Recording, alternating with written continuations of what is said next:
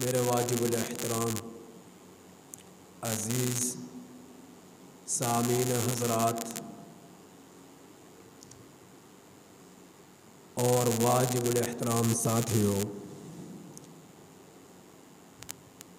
یہ ذی الحج کا عشرہ ہے، یہ عشرۂ ذی الحج ہے۔ اس عشرے میں عظیم عبادت کی جاتی ہے، اور وہ عبادت اللہ کے نام پر جانور کو ذبح کرنا، اور جنہیں اللہ توفیق، طاقت، استطاعت دے دے، حج بیت اللہ کرنا۔ یہ دو عظیم عبادتیں اس عشرے میں کی جاتی ہیں۔ یہ عشرہ بہت سی فضیلتوں، برکتوں اور عظمتوں پر مشتمل ہے۔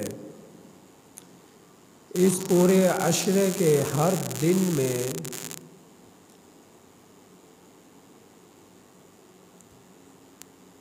اذکار کرنا سال بھر اذکار کرنے کے برابر اجر ہے۔ اس عشرے کے ہر دن میں نمازیں پڑھنا سال بھر کی نمازیں پڑھنے کا ثواب ہے۔ اس عشرے کے ہر دن میں سجدہ کرنا سال بھر کے سجدے کرنے کے برابر اجر ہے۔ اس عشرے کے ہر دن میں تہجد پڑھنا سال بھر تہجد پڑھنے کا ثواب ہے۔ اس عشرے کے ہر دن میں صدقات، خیرات، ضرورت مندوں کی ضرورت کو پورا کرنا سال بھر کے صدقات، خیرات اور ضرورت مندوں کی ضرورت پورا کرنے کا ثواب ہے۔ غرض یہ کہ اس عشرے میں کلمہ توحید پڑھنا گویا کہ سال بھر کلمہ توحید پڑھتا رہا، صدقہ کرنا گویا کہ سال بھر صدقات کرتا رہا، ضرورت مندوں کی ضرورت پورا کرنا گویا کہ سال بھر ضرورتیں پورا کرتا رہا۔ تو کتنی بڑی فضیلتیں ہیں اس عشرے کے، اور اس عشرے کی ہر رات میں عبادت کرنا، لیلۃ القدر میں جاگنا، لیلۃ القدر کے رات کے بقدر اسے ثواب مل رہا ہے۔ اس عشرے کی ہر رات میں جا کر عبادت کرنا گویا کہ اسے لیلۃ القدر کی رات مل گئی، اور اس کے برابر اسے ثواب مل گیا، اجر مل گیا۔ تو اس عشرے کی راتیں بھی بڑی قیمتی ہیں، اس عشرے کے دن بھی بڑے قیمتی ہیں، جن کی فضیلت اور اہمیت پر میں گزشتہ جمعہ آپ حضرات کے سامنے گفتگو کر چکا۔ اس عشرے میں ایک اور عظیم ہستی ایسی ہے کہ اللہ جل جلالہ نے جس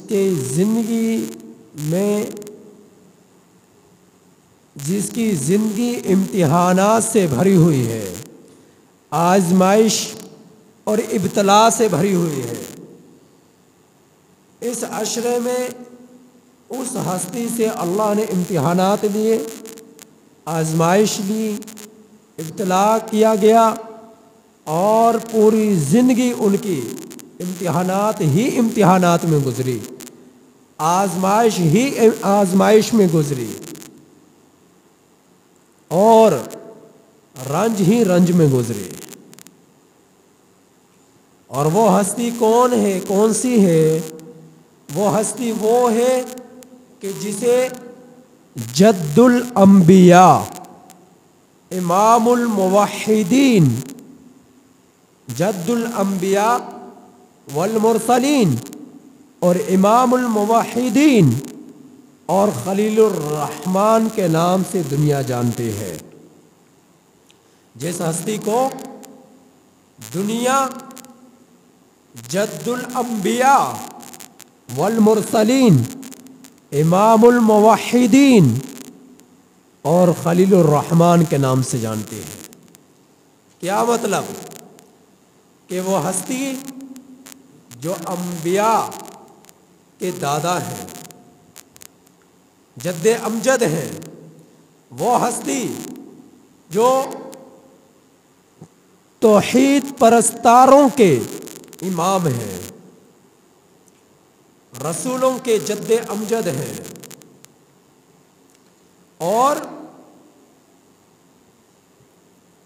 तौहीद परस्तारों के इमाम है, वो हस्ती कि जिसे रहमान ने अपना खलील बनाया और जिन्हें इब्राहीम के नाम से दुनिया जानती है कि वो इब्राहीम खलीलुल्लाह है, कि वो अल्लाह के बरगुज़ीदे पैगंबर हैं कि जिन्हें अल्लाह ने पूरी रूए ज़मीन में से चुना, यानी चुने हुए वो पैगंबर हैं, चुने हुए वो रसूल हैं, चुने हुए वो अल्लाह के बरगुज़ीदा पैगंबर हैं कि जिन्हें अल्लाह रब्बुल इज़्ज़त ने रूए ज़मीन में अपनी नबुव्वत के लिए, अपनी रिसालत के लिए, अपनी पैगंबरी के लिए जिन्हें चुना, और वो कौन है? इब्राहीम खलीलुल्लाह अलैहिमुस्सलातु वस्सलाम। हज़रत इब्राहीम अलैहिस्सलातु वस्सलाम से किसी ने पूछा कि इब्राहीम, आपको ये मकाम इमामुल मुवहिदीन का, आपको ये मकाम जद्दुल अंबिया वल मुरसलीन का, आपको ये लक़ब खलीलुर रहमान का किस बिना पर मिला?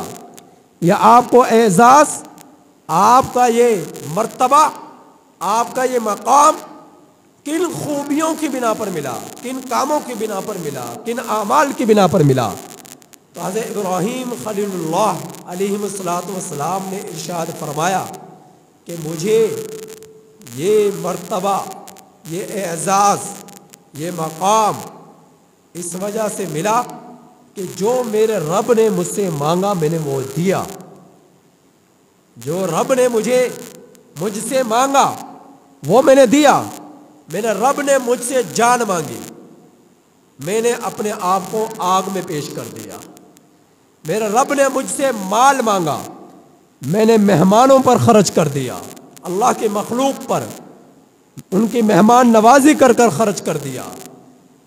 मेरे रब ने मुझे से वतन की कुर्बानी मांगी, मैंने अपने वतन को छोड़ दिया। मेरे रब ने मुझसे औलाद मांगी, मैंने इस्माइल को जो है छुरी के नीचे लिटा दिया। तो मुझे ये जो मकाम मिला है वो इस वजह से मिला कि मेरे रब ने जो कुछ भी मुझसे मांगा वो मैंने दे दिया। जो कुछ भी मेरे रब ने मुझसे मांगा उसे देने में मैंने दरेग ना की, उसे देने में मैं पीछे ना हटा, उसे देने में मैंने सुस्ती ना की। जो मेरे रब ने मुझसे मांगा, जान मांगी, जान हाजिर कर दी। माल मांगा, माल हाजिर कर दिया।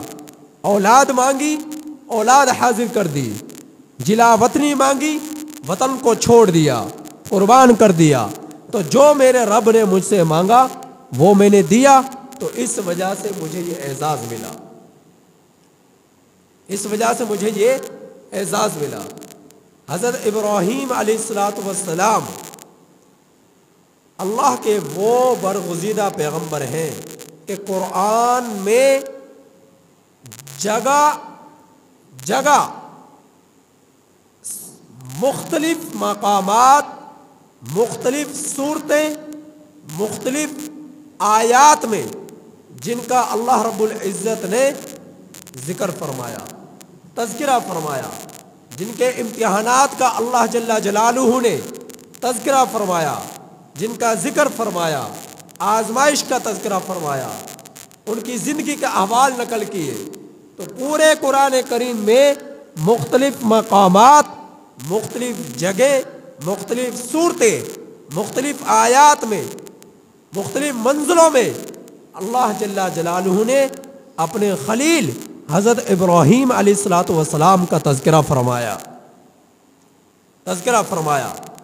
تو انہی کی طرف اللہ رب اور پھر پوری زندگی امتحانات اور آزمائش سے بھری ہوئی ہے، اسی کی طرف ان امتحانات، ان آزمائش، ان پریشانیوں، ان آزمائشوں کا تذکرے کی طرف اشارہ فرمایا میرے رب نے اس قرآن کریم کے آیت مبارکہ میں، جس کی میں نے آپ حضرات کے سامنے تلاوت کی، وَإِذِ ابْتَلَىٰ إِبْرَاهِيمَ رَبُّهُ بِكَلِمَاتٍ فَأَتَمَّهُنَّ،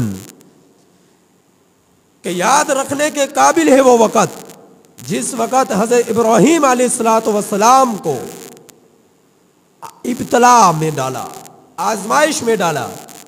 وَإِذِ ابْتَلَىٰ إِبْرَاهِيمَ رَبُّهُ، اس کے رب نے بِكَلِمَاتٍ، مختلف کلمات میں، فَأَتَمَّهُنَّ، تو حضرت ابراہیم علیہ السلام ان تمام آزمائشوں میں، تمام باتوں میں، تمام کاموں میں، تمام ابتلا میں حضرت ابراہیم علیہ السلام فَأَتَمَّهُنَّ، پورے اترے۔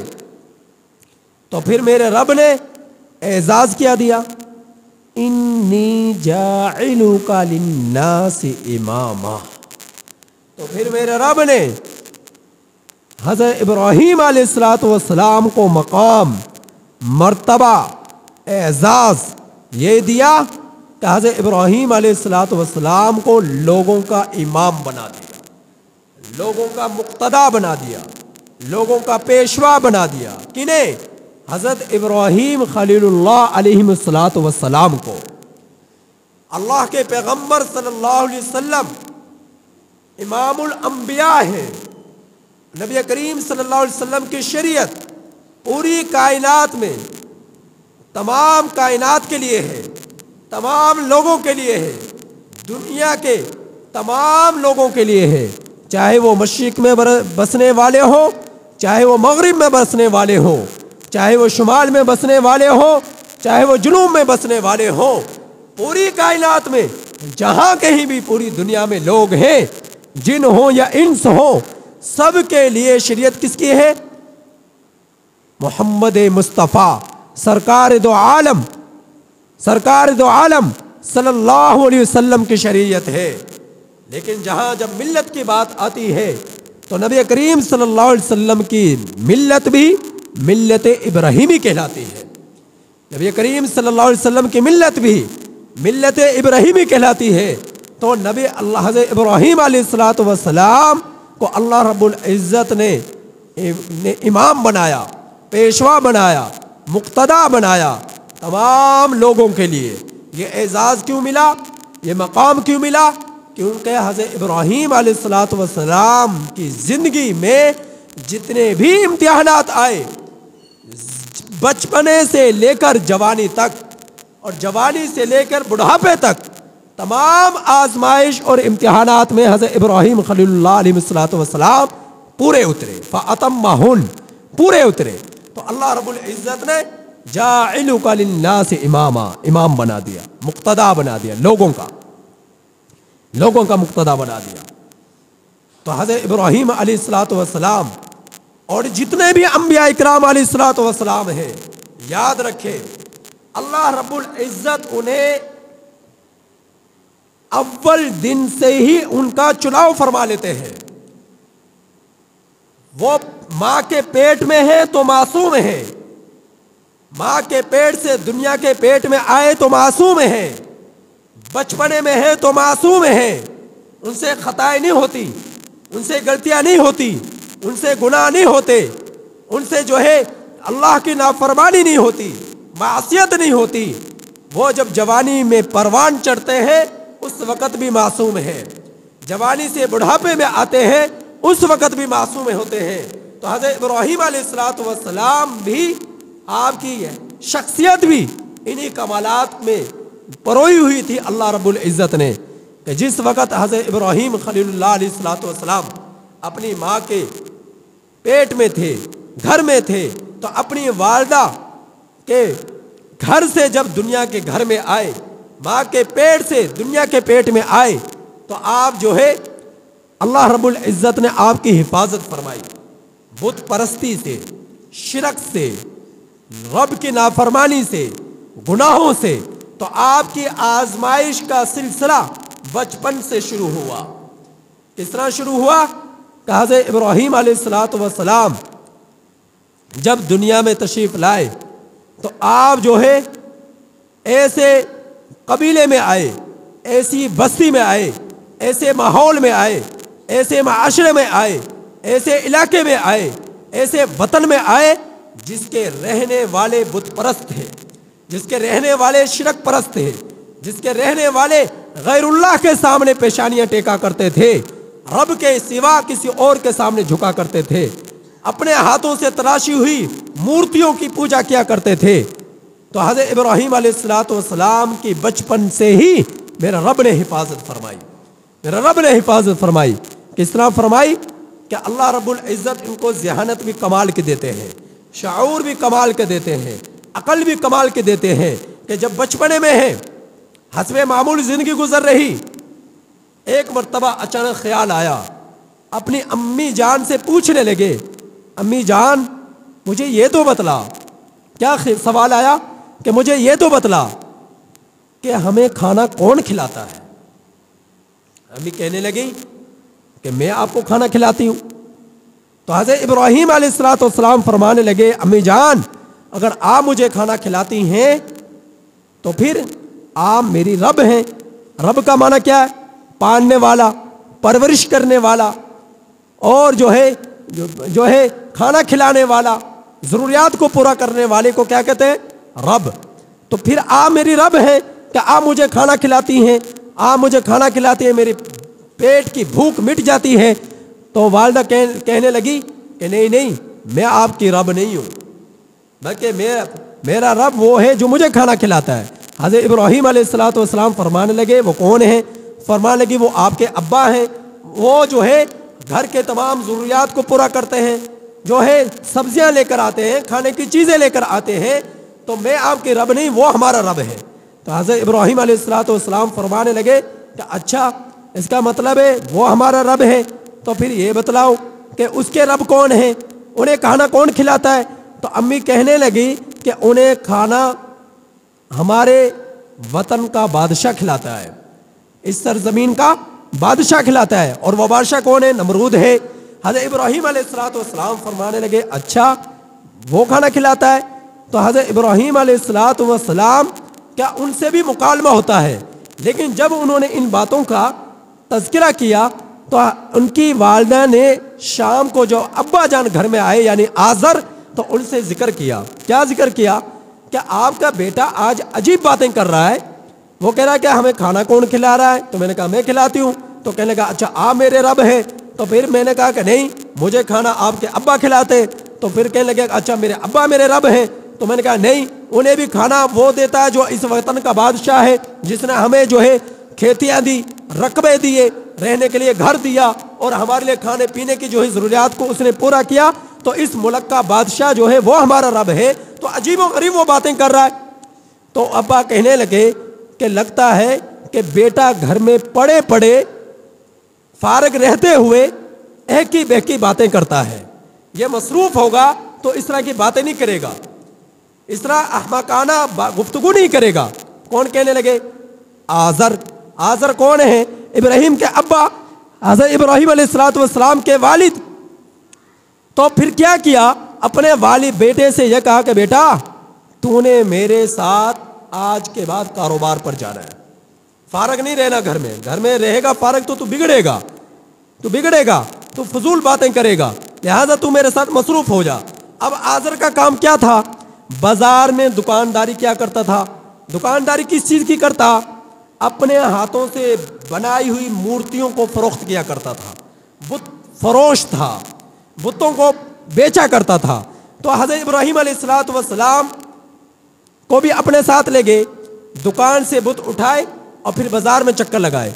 अब ये क्या है, आवाज़ें लग रही हैं, जिस तरह आज लगती हैं बाज़ारों में आवाज़ें लगती हैं कि सब्ज़ी इतने रुपए धड़ी, और जो है इस जानवर का इतना रेट, इस सब्ज़ी का इतना रेट, और बोलियां लगती हैं। आपके पास आलूओं की बोरियों की बोलियां लगती हैं, सब्जियों की बोलियां लगती हैं, प्याज़ों की बोलियां लगती हैं। आप कभी मंडी में जाएं, आपको बोली लगाने वाले लोग भरमार होगी लोगों की, और वो बोलियां लगाते हैं ऊंची ऊंची आवाज़ से। तो इस तरह उनके अब्बा जान ने कहा, बेटा बुत उठाओ मेरे साथ, इन मूर्तियों को उठाओ, अपने इन खुदाओं को उठाओ, इन खुदाओं को उठाओ। तो जिस तरह मैं आगे, मेरे पीछे पीछे चले, मैं आगे आगे चलूंगा, जो कुछ मैं कहूंगा मेरे साथ इसी तरह आपने भी आवाज़ें लगा ली है। तो फिर क्या किया, आज़र ने अपने कंधों पर हस्बे मामूल मूर्तियों को उठाया और उठाकर बोली लगा रहे, कहने लगे, लोगों आओ, ये बुत बड़े ही खूबसूरत, ये खुदा बहुत खूबसूरत है, ये खुदा बहुत खूबसूरत है, आओ ये बहुत अच्छे हैं, इन्हें लो और ख़रीद लो, सस्ते दाम ये फ़रोख्त हो रहे हैं, तुम्हारे लिए बहुत कार आमद होंगे।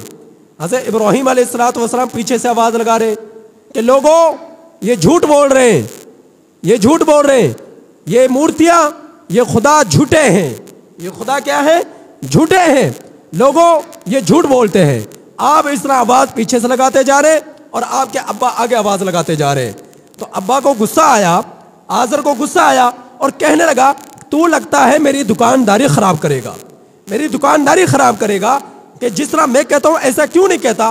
तो हज़रत इब्राहीम अलैहिस्सलातु वस्सलाम ने फरमाया, अब्बा जान, जो अगर आप बीमार होते हैं, आप अपना इलाज कराते हैं, आप आँखों से देख सकते हैं, आप कानों से सुन सकते हैं, आप हाथों से पकड़ सकते हैं, आप पाँव से चल सकते हैं, लेकिन ये कैसा खुदा है, कैसा खुदा है जो बनने में आपका मोहताज है, जो देख नहीं सकता, जो सुन नहीं सकता, जो बोल नहीं सकता, जो हाथों से पकड़ नहीं सकता और जो पाँव से चल नहीं सकता।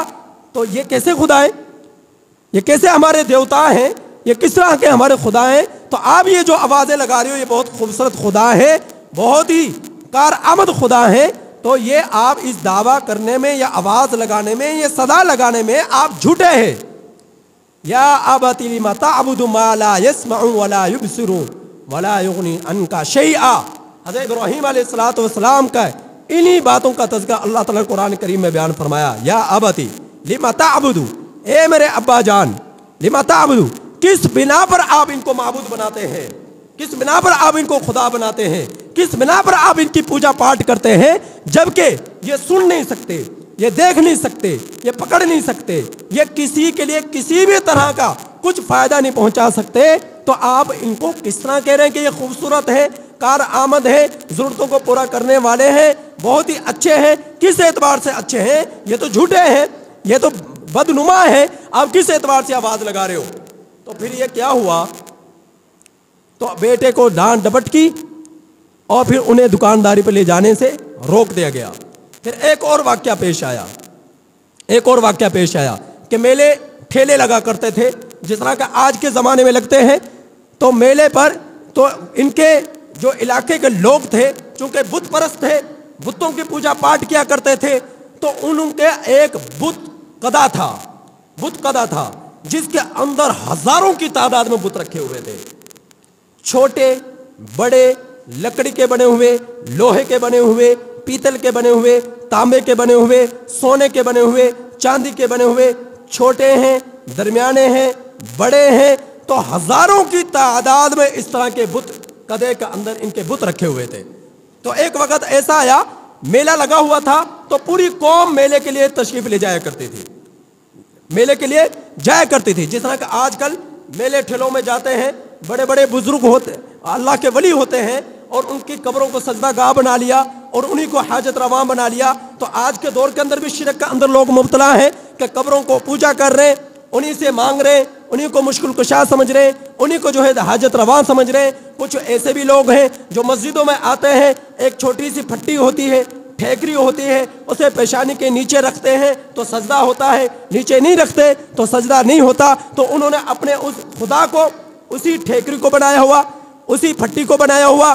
اور اسی طرح ان لوگوں نے جو میلے ٹھیلوں میں جاتے ہیں اپنا خدا، اپنا مشکل کشا، اپنا حاجت روا ان اللہ کے ولیوں کو بنا لیا جو خود اللہ کی مدد کے محتاج ہیں۔ ان ولیوں کو بنا لیا، قبروں کو جا کر سجدہ کر رہے، ان سے مانگ رہے، انہیں کو حاجت روا سمجھ رہے، انہیں کو مشکل کشا سمجھ رہے ہیں۔ تو پہلے ان کو پر حاضریاں دینا اور اس کے بعد اپنے معاملات کرنا، تو یہ شرک ہو رہا ہے آج کے دور میں بھی۔ تو اس دور میں بھی یہ چیز تھی۔ تو لوگوں کے میلے ٹھیلے کا دن آیا تو لوگ جب میلے ٹھیلے کے لیے تشریف لے کر جا رہے ہیں تو جانے سے پہلے بت خدا کے اندر چلے گئے اور جا کر وہاں پر حاضری دینے اپنے لیے سعادت سمجھا، تو وہاں پر گئے اور وہاں حاضری دے کر پھر میلے ٹھیلے کے لیے چلے گئے۔ جب جانے لگے تو حضرت ابراہیم علیہ السلام سے بھی کہنے لگے کہ اے ابراہیم تو بھی ہمارے ساتھ چل۔ تو حضرت ابراہیم علیہ السلام نے ارشاد فرمایا انی سقیم، میں بیمار ہوں، میں بیمار ہوں۔ سقیم اس کا معنی یہ ہے کہ میری طبیعت پر بوجھ ہے، میرے دل و دماغ پر بوجھ ہے، میری طبیعت پر بوجھ ہے، میں تکلیف میں ہوں۔ تکلیف کس چیز کی؟ کہ یہ قوم بت پرستی میں لگی ہوئی ہے، یہ قوم جو شرک میں لگی ہوئی ہے، اس چیز کی تکلیف اب پیغمبر ہے وہ شرک کو کہاں برداشت کر سکتے ہیں، وہ کفر کو کہاں برداشت کر سکتے ہیں؟ تو طبیعت پر بوجھ رہتا تھا، تو اس بوجھ کی طرف اشارہ فرمایا انی سقیم، میں بیمار ہوں۔ قوم یہ سمجھی کہ یہ مریض ہیں، ان کو کوئی جسمانی بیماری لگ چکی ہے، تو شاید کسی تکلیف میں، دکھ میں، رنج میں یہ مبتلا ہیں، لہذا ان کو چھوڑ دو، باقی قوم جائے۔ تو قوم ساری کی ساری میلے ٹھیلے میں تشریف لے چلی گئی۔ تو پیچھے سے حضرت ابراہیم علیہ السلام، عربی میں یہ لفظ بیماری کے لیے مریض کا استعمال ہوتا ہے، مرض کا استعمال ہوتا ہے، تو یہ مرض کا لفظ استعمال نہیں کیا، بیماری کا جسمانی بیماری ہوتی ہے۔ حضرت ابراہیم علیہ السلام نے سقیم کا لفظ استعمال کیا۔ تو حضرت ابراہیم علیہ السلام نے پیچھے سے کیا کیا؟ بت خدا کے اندر چلے گئے اور وہاں جا کر ایک ایک بت کے، کسی کے کان کو توڑا، کسی کے ناک کو توڑا، کسی کے پیشانی کو توڑا، کسی کا ہاتھ کو توڑا، کسی کے پاؤں کو توڑا، کسی کے چہرے کو توڑا، اور سب کو توڑ پھوڑ کر آپ نے وہ کلہاڑی، ان کا سب سے بڑا جو بت تھا، جو ان کا بابا تھا، اس کے کندھے پر اس کلہاڑی کو لٹکا دیا۔ قوم جب واپس پلٹی شام کے وقت اور آ کر دیکھا سارے منظر کو، تو حضرت ابراہیم علیہ السلام کے پاس آئی اور کہنے لگی کہ آپ یہاں پر تھے تو ہمارے ان خداؤں کے ساتھ کس نے یہ برا سلوک کیا ہے؟ تو حضرت ابراہیم علیہ السلام نے فرمایا کہ یہ نہیں کہا کہ تمہارے اس بڑے نے کیا ہے، فرمایا کہ اپنے اس بڑے سے پوچھو، اپنے اس بڑے سے پوچھو، تم ان کو خدا مانتے ہو نا، انہیں حاجت روا مانتے ہو، تو ان سے پوچھو کہ یہ کس نے کیا ہے، جس کے تم سامنے پیشانیاں ٹیکتے ہو، ان سے پوچھو یہ کس نے کیا ہے۔ تو وہ کہنے لگے کہ یہ تو بول نہیں سکتے، یہ تو بول نہیں سکتے، ہم ان سے کس طرح پوچھیں؟ تو حضرت ابراہیم علیہ السلام نے ارشاد فرمایا کہ جو بول نہیں سکتا، جو بتلا نہیں سکتا، جو دیکھ نہیں سکتا، جو پکڑ نہیں سکتا، وہ تمہارا رب کیسے بن گیا؟ وہ تمہارا رب کیسے بن گیا؟ جو اپنی حفاظت خود نہیں کر سکتا وہ تمہاری حفاظت کس طرح کرے گا؟ جو اپنی جو ہے ضروریات کو پورا خود نہیں کر سکتا تمہاری ضرورتیں کہاں سے پورا کرے گا؟ بس جب قوم کے پاس کوئی جواب نہ ہو تو پھر کیا ہوتا ہے؟ گولی ہوتی ہے، ہتھیار ہوتا ہے۔ جب مخالف کے پاس کوئی جواب نہ ہو دلائل کے ساتھ تو پھر کیا ہوتا ہے؟ جھگڑا بڑھتا ہے، لڑائیاں بڑھتی ہیں، ہتھیار اٹھتے ہیں۔ تو پھر کیا ہوا کہ بادشاہ کے پاس آپ کو لے جایا گیا۔ بادشاہ نے یہ کہا کہ تو مجھے یہ بتا کس بنا پر تو ہمارے بتوں کو، ہمارے خداؤں کو، دیوتاؤں کو برا بھلا کہتا ہے؟ تو حضرت ابراہیم علیہ السلام نے جواب دیا کیونکہ یہ تمہارے اپنے ہاتھوں سے بنائی ہوئی چیزیں ہیں، یہ اپنی ضرورتیں خود پورا نہیں کر سکتی تو ہماری ضرورتیں کہاں سے پورا کریں گے؟ یہ خود اپنی حفاظت نہیں کر سکتے تو ہماری ضرورتیں کہاں سے پورا کریں گے؟ تو فرمایا یہ کسی کو زندگی نہیں دے سکتے، کسی کو موت نہیں دے سکتے، تو یہ کس طرح ہمارے خدا بن سکتے ہیں؟ تو نمرود کہنے لگا کہ یہ کام تو میں بھی کر سکتا ہوں، زندگی موت کی بات ہے تو یہ کام تو میں بھی کر سکتا ہوں۔ یحیی الارض، فرمایا ربی الذی یحیی و یمیت۔ حضرت ابراہیم علیہ السلام نے فرمایا میرا رب تو وہ ہے جو زندہ بھی کرتا ہے، موت بھی دیتا ہے۔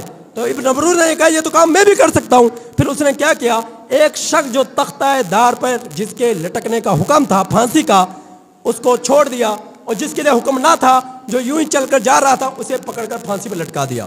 تو کہنے لگا دیکھو یہ کام تو میں نے بھی کر لیا. تو اللہ رب العزت نے اپنے پیغمبر کو ایسی بصیرت دی. حضرت ابراہیم علیہ السلام کو پھر السلام نے فرمایا کہ میرا رب تو وہ ہے یأتی بالشمس من المشرق فأت بها من المغرب. میرا رب تو وہ ہے جو سورج کو مشرق سے نکالتا ہے اور مغرب میں غروب کرتا ہے. اگر تیرے یہ خدا سچے ہیں یا تو سچا ہے تو پھر سورج کو مغرب سے طلوع کر کر دکھا اور مشرق میں غروب کر کر دکھا. تو پھر قرآن نے کیا کہا سنیے. فَبُهِتَ الَّذِي كَفَرَ. تو یہ کافر مبحوث الحواس ہو گیا, یعنی یہ حواس باختہ ہو گیا, ہکا بکا رہ گیا. قرآن یہ کہہ رہا ہکا بکا رہ گیا, جواب نہیں دے سکا, اس کے پاس کوئی جواب ہی نہ رہا. جب حضرت ابراہیم علیہ السلام نے یہ جواب دیا تو پھر اس نے کیا کہا, اس نے حضرت ابراہیم علیہ السلام کو سزا دینے کے بارے میں فیصلہ کر لیا. اب سزا کیا تھی؟ پورے وطن سے, پورے ان کی بادشاہت میں جتنا بھی زمین تھی ساری زمین سے لکڑیاں جمع کی گئی, ایندھن جمع کیا گیا اور پھر آگ جلائی گئی. اور آگ کس کے لیے جلائی گئی؟ حضرت ابراہیم علیہ السلام کے لیے. اور پھر حضرت ابراہیم علیہ السلام کو اس آگ میں جب ڈالا جانے لگا, قریب تھا کہ ڈالا جاتا, تو اللہ رب العزت کے پیغمبر فرشتے حضرت جبرائیل علیہ السلام تشریف لائے اور آ کر کہنے لگے اے ابراہیم آپ حکم دیجئے, میری جہاں آپ کی ضرورت ہے میں آپ کے لیے حاضر ہوں, آپ حکم کر دیجئے, اس آگ کو 1 منٹ سیکنڈ کے اندر بجھا دوں گا. حضرت ابراہیم علیہ السلام فرمانے لگے جس رب کے لیے میں یہ قربانیاں دے رہا ہوں وہ رب میرے دل کے بھید کو جانتا ہے, وہ رب میرے دل کو بھید کو جانتا ہے, لہذا وہ میری کیفیت کو جانتا ہے. حضرت ابراہیم علیہ السلام آئے, پانی آیا, ہوا آئی, فرشتے آئے, گویا کہ اللہ کے سوا سب نے کہا ابراہیم آپ حکم کیجئے, لیکن حضرت ابراہیم علیہ السلام نے کسی کو کچھ نہیں کہا اور آگ میں ڈالے جانے کے لیے تیار ہو گئے, حتیٰ کہ آپ کو ڈال دیا گیا. پھر میرے رب نے خود براہ راست نہ فرشتوں کو حکم دیا, نہ ہواؤں کو حکم دیا, نہ ہی پانی کو حکم دیا, نہ ہی آسمان کو حکم دیا, نہ ہی زمین کو حکم دیا. اللہ رب العزت نے براہ راست حکم نازل کیا. کیا حکم؟ قُلْنَا يَا نَارُ كُونِي بَرْدًا وَسَلَامًا. اے آگ اب تک تیرے لیے حکم یہ تھا کہ تو جلا, اب تو نے جلانا نہیں ہے, تو میرے خلیل کے لیے ٹھنڈی ہو جا, سلامتی والی ہو جا, اتنی بھی ٹھنڈی نہ ہو کہ سردی لگنے لگے اور اتنی بھی گرم نہ ہو کہ گرمی محسوس ہونے لگے. تو حضرت ابراہیم علیہ السلام کے اللہ رب العزت نے آگ میں حفاظت فرمائی. پھر اس سے اگلا امتحان حضرت اسماعیل جو بڑھاپے میں اللہ نے دیا, اور حضرت حاجرہ علیہ السلام تھوڑا سا ستو, چند کلو پانی, اسے کو دے کر حضرت ابراہیم علیہ السلام عرب کی صحرا میں چھوڑ کر چلے گئے. پھر اس سے اگلا قربانی جوانی میں ان کی گردن پر چھری چلانے کا حکم دیا. تو اسی طرح بے شمار امتحانات. وَإِذِ ابْتَلَىٰ إِبْرَاهِيمَ رَبُّهُ بِكَلِمَاتٍ فَأَتَمَّهُنَّ. تو اللہ رب العزت کے یہ پیغمبر تمام امتحانات میں پورے اترے. تو اللہ رب العزت نے انی جاعلک للناس اماما, پوری کائنات کے لوگوں کے لیے پیشوا, مقتدا اور امام بنا.